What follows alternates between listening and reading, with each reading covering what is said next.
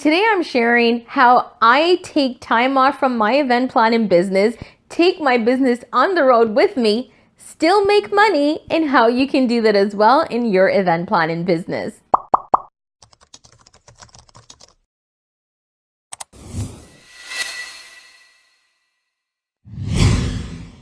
Hi, I'm Jody Ann Rowe, founder of the Event Certificate, and I work with event planners and wedding planners who are looking to build, launch, and grow their event planning businesses so that they can book more clients and double their revenue.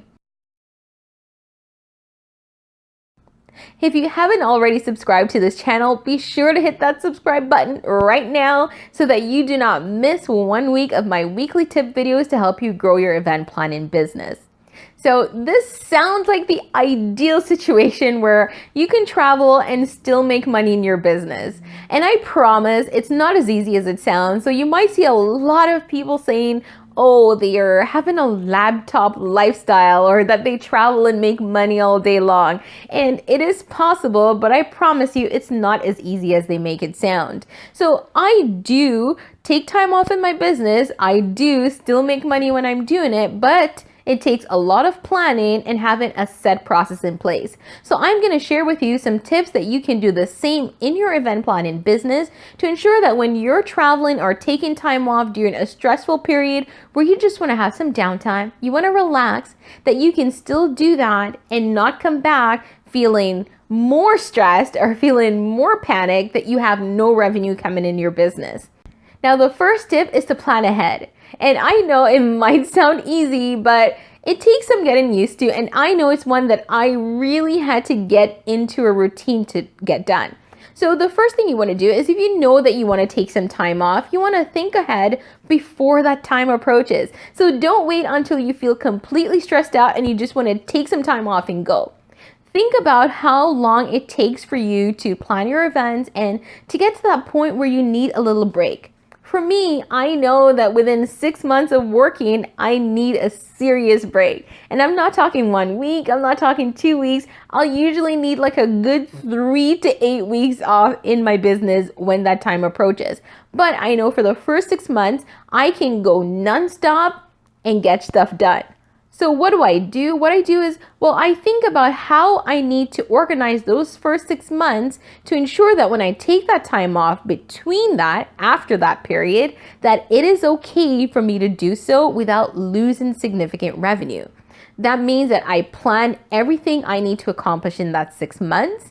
I try to schedule all my appointments, all my clients. I try to organize everything around that period and provide a nice gap where I can take time off without worry and then start right up again. Tip number 2 is that you need to automate repetitive processes. So one of the first things I learned in my business is that there are certain things that I do over and over again that could easily be automated. One of those things for me was actually scheduling time with clients. So what I would do is a client would email me, I would respond, and we would go back and forth to try and find a time. This was one of the first things I automated in my business by signing up for a paid calendar service. What that means is that if a client would like to schedule time with me, they just click that link, they schedule the time in my calendar, and I am automatically notified. So it reduced the amount of back and forth emails. And that's just one example of a task that you can automate in your business. The next thing is emails. One of the things I found is that sometimes I get a lot of questions from customers that are fairly similar. So it's important, if you find that you're getting a lot of questions over and over, to look at one response that you can create that would answer those questions and keep those as a template for future emails. This is one way that it can cut down on the amount of emails that you're responding to and save you time. And of course, if it saves you time, it means that's more time that you can take off from your business without losing any customers or losing any business. Tip number 3 is to say no to time-consuming tasks. Sometimes there are so many things in our business that it takes a lot of time. Like when I think of my own business, there are just some things that overwhelms me nonstop. So I do run a Facebook group, and that's one thing where when people are posting in the group, I do really enjoy going in and answering their questions and giving my feedback. However, I do have to set a limit on this because it's not a task that brings me revenue, but at the same time, I do want to help. So what I do is I limit my time to such a task. So instead of just responding to everything all day and being on the go all the time, I will set a set amount of hours, let's say an hour, that I will dedicate to that Facebook group in any given day or week. That way, I reduce the amount of time that I'm spending in tasks that's not bringing revenue into my business. Tip number 4 is to create a schedule. And it sounds like an easy one, but it's a bit difficult for some people, especially if you're an event planner, because sometimes your schedule is determined by the client. So here's what I want you to do.